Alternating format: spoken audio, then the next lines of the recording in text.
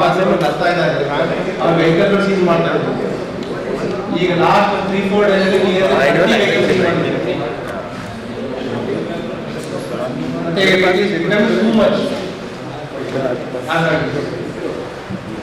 ಯಾರು ಈ ಗಾಂಜಾ ಸೇವನೆ ಮಾಡ್ತಾರೆ, ಅದರ ಜೊತೆಗೆ ಈ ಶೆಡ್ಯೂಲ್ ಡ್ರಗ್ಸ್ಗಳನ್ನು ಕೂಡ ಮಾರಾಟ ಮಾಡುವ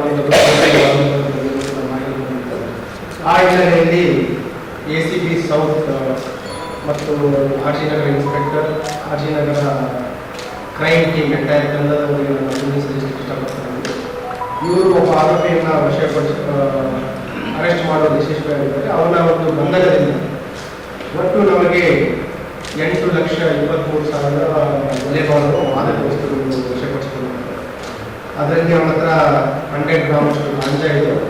ಅದಲ್ಲದೆ ಆಸ್ಟ್ರೋಸ್ ಸೇಫ್ ಅಂತ ಅಲ್ಪ್ರಜೋಲಮ್ ಟ್ಯಾಬ್ಲೆಟ್ಸ್, ಅದರಲ್ಲಿ ಒಟ್ಟು 1,08,000 ಟ್ಯಾಬ್ಲೆಟ್ಸ್, 10,800 ಸ್ಟ್ರಿಪ್ಸ್ ಇದೆ.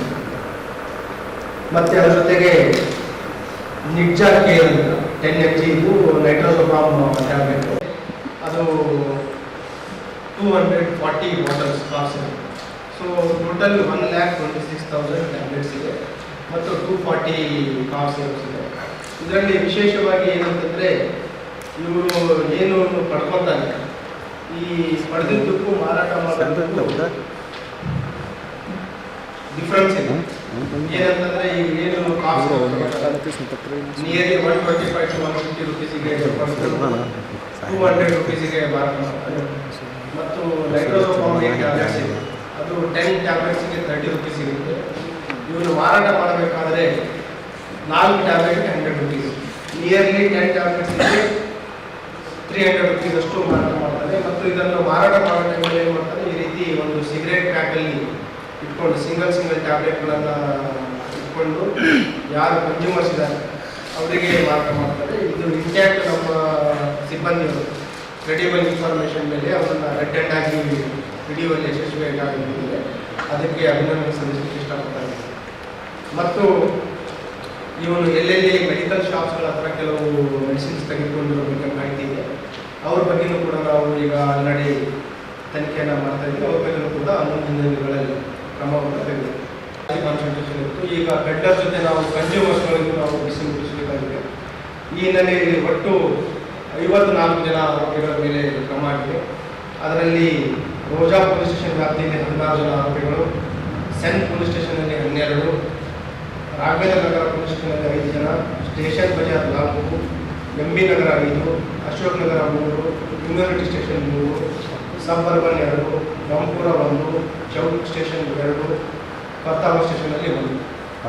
ಈ ಕಾರ್ಯಾಚರಣೆ ಇನ್ನೂ ಹೋಗಿ ಈಗಾಗಲೇ ತಮಗೆ ತಿಳಿಸಿದರಾಗಿ ಕಳೆದ 9 ದಿನಗಳಲ್ಲಿ ಒಟ್ಟು 50 ಪ್ರಕರಣ ದಾಖಲು ಮಾಡಿಕೊಂಡು 54 ಜನ ಕನ್ಸ್ಯೂಮರ್ಸ್ ಆಫ್ ಪೆಡ್ಲರ್ಸ್ ಮುಂದೆ ಕಾರ್ಯಾಚರಣೆ ನಡೆದಿದೆ. ಮತ್ತು ನೈಟ್ರೋಸೋಫಾಮ್ ಟ್ಯಾಬ್ಲೆಟ್ಸ್ ಏನಿದೆ ಬಿಹಾರದಿಂದ ಕೊರಿಯರ್ ಮುಖಾಂತರ ಪಡ್ಕೊಂಡಿರೋ ಬಗ್ಗೆ ಮಾಹಿತಿ ಇದೆ. ಅದರ ಬಗ್ಗೆ ಕೂಡ ಹೆಚ್ಚಿನ ಒಂದು ತನಿಖೆಯನ್ನು ಮಾಡಿದ್ದಾರೆ.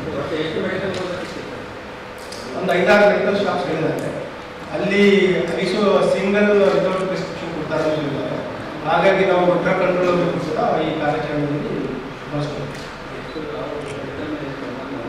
ನೆಕ್ಸ್ಟ್ ಮುಂದಿನ ಈಗ ಪ್ರಕರಣ ಈಗ ಆರಂಭ ಹಂತದಲ್ಲಿ ತನಿಖೆ, ಮುಂದಿನ ದಿನಗಳಲ್ಲಿ ಅದನ್ನು ಕೂಡ ತೆಗೆದುಕೊಂಡಾಗ ಇವನು ಈ RG ನಗರ ವ್ಯಾಪ್ತಿಯಲ್ಲಿ ಮೊದಲೊಂದು ಮೆಡಿಕಲ್ ಶಾಪ್ ಇದೆ. ಮೆಡಿಕಲ್ ಶಾಪ್ ಸರಿ ನಡೀತಾ ಇಲ್ಲ, ಮೆಡಿಕಲ್ ಶಾಪ್ ಕ್ಲೋಸ್ ಮಾಡ್ತಾರೆ. ಮತ್ತು ಇವನಿಗೇನು ಈ ಡ್ರಗ್ ಸಪ್ಲೈಯರ್ಸ್, ಮೆಡಿಸಿನ್ ಸಪ್ಲೈಯರ್ಸ್ ಇದ್ದರು, ಹೋಲ್ಸೇಲರ್ಸ್ ಇದ್ದರು, ಅವರಿಂದ ಅವುಗಳನ್ನು ಮಾರಾಟ ಮಾಡ್ತಾರೆ. ಟಾರ್ಗೆಟ್ ಯಾರು ಮಾಡ್ತೀರಿ ಸರ್? ಅಂದರೆ ವಿದ್ಯಾರ್ಥಿಗಳಿಗೆ ಮೆಜಾರಿಟಿ ಎಲ್ಲ ಯಂಗ್ ಹುಡುಗರಿದ್ದಾರೆ, ವಿದ್ಯಾರ್ಥಿಗಳು ಮತ್ತು ಅರೌಂಡ್ 20 to 30 ಇಯರ್ ಏಜ್ ಇರುವಂಥ ಯುವಕರು ಜಾಸ್ತಿ ಇರುವಂಥ ಕಂಡು.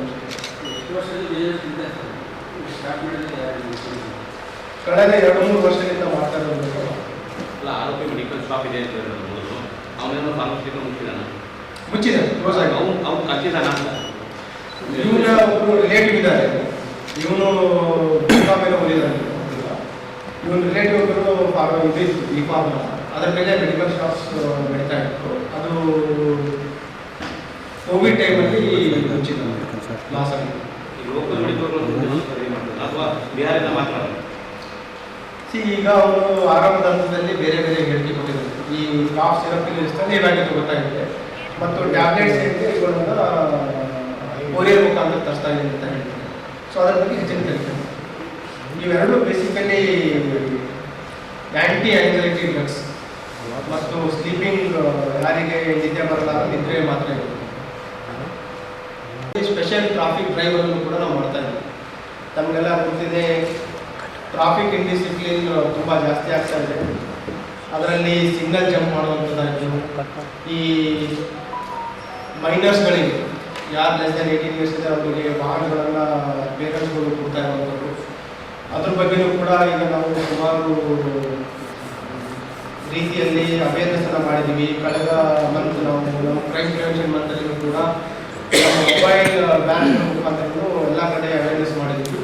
ಬಟ್ ಯಾವುದೋ ಅದು ಸರಿಯಾದ ರೀತಿಯಲ್ಲಿ ಸಕಾರಾತ್ಮಕ ಪಾಸಿಟಿವ್ ಡೆವಲಪ್ಮೆಂಟ್ಸ್ಗಳಲ್ಲಿ ಕಾಣ್ತಾ ಇದ್ದೀವಿ. ಆ ಹಿನ್ನೆಲೆಯಲ್ಲಿ ಈಗಾಗಲೇ ನಾವು ಡ್ರೈವನ್ನು ಕೂಡ ಸ್ಟಾರ್ಟ್ ಮಾಡ್ತಾ ಇದ್ದೀವಿ. ಎಲ್ಲರಲ್ಲಿ ವಿನಂತಿ ಏನಂತಂದರೆ, ದಯವಿಟ್ಟು ಸಂಚಾರ ನಿಯಮವನ್ನು policy.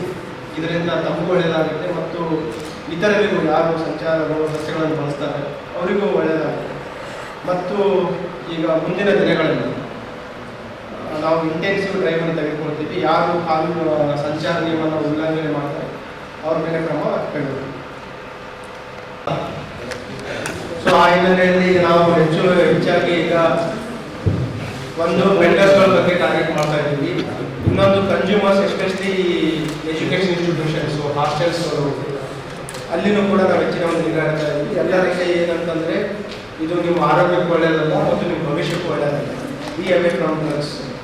So we will take strict action. ಯಾರೇ ಇದರಲ್ಲಿ ಇನ್ವಾಲ್ವ್ ಆಗಬೇಕು, we will definitely take serious action. Thank you.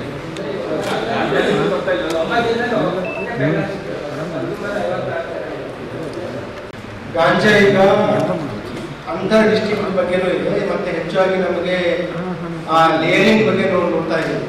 Especially ಈ ಕಡೆ ಬೀದರ್ ಕಡೆ ಇದೆ ಮತ್ತು ಮಹಾರಾಷ್ಟ್ರ ಉಸ್ಮಾನಾಬಾದ್ ಇದೆ. ಅದಲ್ಲದೆ ಅಲ್ಲಿ ಎಲ್ಲಿಂದ ಬರ್ತಾ ಇದೆ ಅಂತಂದರೆ it is reaching to Vizag ರೂಟ್ಗಳಲ್ಲಿ. ಅದ್ರ ಬಗ್ಗೆನೂ ಕೂಡ ನಾವು ಈಗಾಗಲೇ ವಿಶೇಷ ಒಂದು ಟೀಮ್ ಮಾಡಿ ವರ್ಕ್ ಮಾಡ್ತಾ ಇದ್ದೇವೆ. ಮುಂದಿನ ದಿನಗಳಲ್ಲಿ ಆ ಕಾರ್ಯಾಚರಣೆ ಬಗ್ಗೆ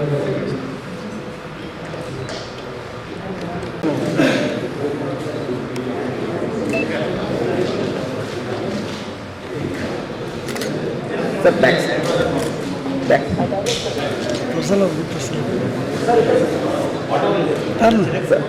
ರಿಟರ್ನ್ ಮಾಡಲು ಸರ್ ಬಾಟಿಲ್ ಸರ್ ಬಾಟಿಲ್ ಅದು ಹಿಂದೆ ಹಿಡಿದು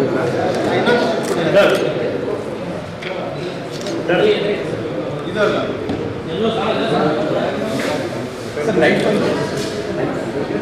ಮತ್ತೆ ನಮಗೆ ಒಂದು ಮಚ್ಚು ಸಿಕ್ಕಿತ್ತು ನಾವು, ಹಾಗಾಗಿ NDPS ಅದರ ಜೊತೆಗೆ ನಾವು ಆರ್ಮ್ಸ್ ಆ್ಯಕ್ಟಲ್ಲಿ ಕೂಡ ಕೇಸ್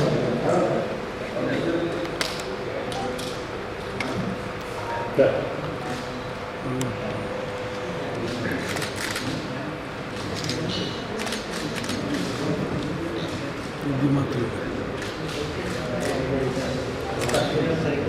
ಸರಿ ಸರಿ